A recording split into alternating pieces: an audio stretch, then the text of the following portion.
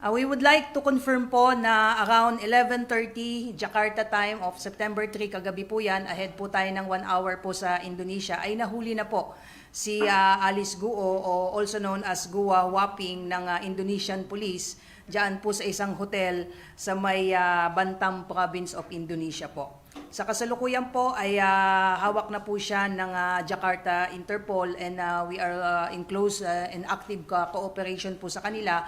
Ito pong arrest po na ito ni Alice Guo ay result po ng PNP's active coordination and cooperation po sa Indonesian National Police. Pursuant po yan sa Memorandum of Agreement na napirmahan po between the Philippine National Police and Indonesian National Police way back 2017, at kasama po doon sa cooperation po na yon at memorandum po is yung ating pong coordination in preventing and combating transnational crime, at of course yung exchange of intelligence information. So yung efforts po ng PNP ay nagbunga na po, at ito nga po under custody na po si Alice Guo ng ating counterparts. At kanina pong ito po siya, nahuli na po siya, para ayan po siya, sa isang hotel po siya nakuha, at leader lang po natin yung ating counterparts.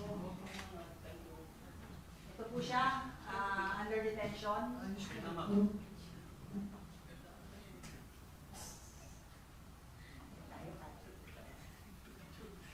Kaninang umaga po, mga around AM, ay nakipag-meeting po ang ating GPNP. I was there.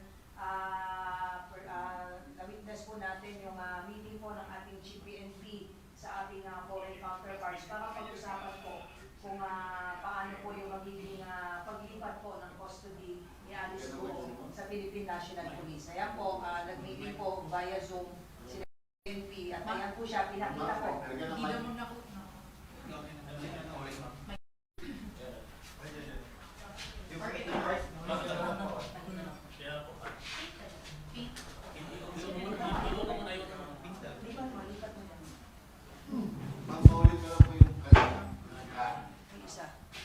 Ito po, yung mismong nahuli po si Alice Guo ng ating counterpart sa isang hotel po, dyan po sa Bantam, Indonesia po.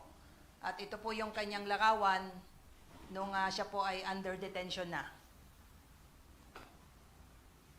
Mga around 5:34 po ito na nakuha po, based po sa timestamp po.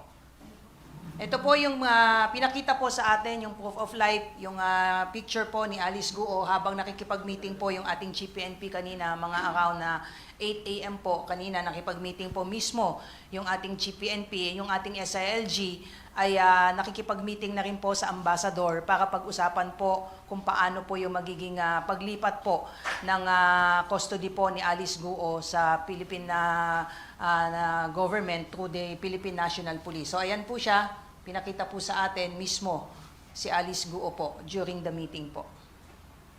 So ayan po siya. Yan, naka-smile po siya. Ayan po siya. Wala na.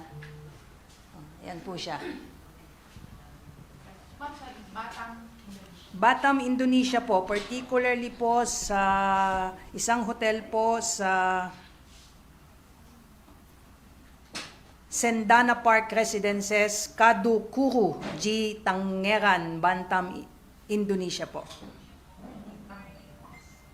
So, unang-una ay nagpapasalamat po tayo sa Indonesian National Police dahil po sa kanilang kooperasyon ay na finally ay nahuli na po si Alice Guo, at inaayos na lamang po ngayon ni na SILG at ni na GPNP kung paano po maililipat sa atin ang kustodiya po ni Alice Guo po.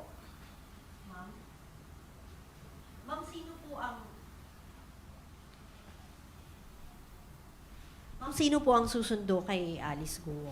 Yun po yung inaayos ngayon, ma'am, kung sino po yung pupunta po sa Indonesia para po sunduin mismo si Alice Guo. Sa ngayon po ay nandun na po yung ating police attaché and personally coordinating po doon sa ating Indonesian counterparts to facilitate po yung return po ni Alice Guo po dito. So ang pinag-uusapan po kung yung police attaché na lang po ang babiyahe papunta po dito, but initial plan po is nag-uusap po si GPNP ngayon at si SILG, and SILG is personally coordinating with the ambassador so we could facilitate the smooth and proper transport po ni Alice Guo pabalik po ng Pilipinas.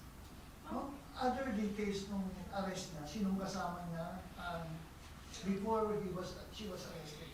Sa ngayon po yung ibang details po ay nakiusap po yung ating foreign counterparts, kasama po sa naging usapan yon. Yung other details po is they opted to keep it muna for the meantime para po na rin sa protection po ni syempre nung tao po nito, and of course out of respect din po sa family. The family accordingly was already informed na nasa kustodiya na rin po nila si Alice Guo po. Ano yung naging basis dun sa arrest ng Indonesian police kay Alice Guo? Is it because pumasok siya ng Indonesia illegally?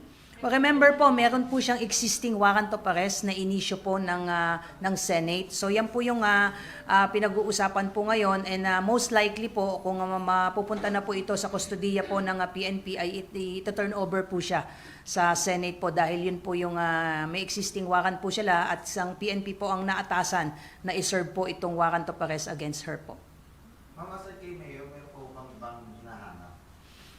Well, yung si Wesley Guo, I understand, ay isa pa po yun sa hinahanap po. But other details other than the arrest po ni Alice Guo, yan lamang po yung I have the authority to disclose po for the meantime.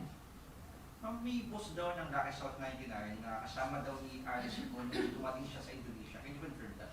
May mga ganyan pong report, but then again, like I said, these are confidential matter for now, and again, nakalagay malinaw mismo po doon sa cooperation and MOU between the Philippine National Police and Indonesian National Police is yung disclosure po ng mga sensitive information ay i-hold muna for the meantime, but what we can confirm for now is the arrest po ni Alice Guo po. Ma'am, yung mga images ba na yan, live yan na nakukunan ni PNP Chief kanina? Or nakita niya sa... Yes, nakita namin. I was there during the Zoom meeting, and we requested na maipakita sa atin si Alice Guo at pinakita naman sa atin nung ating counterparts po. So Initial messages or statement from Alice Guo? wala po.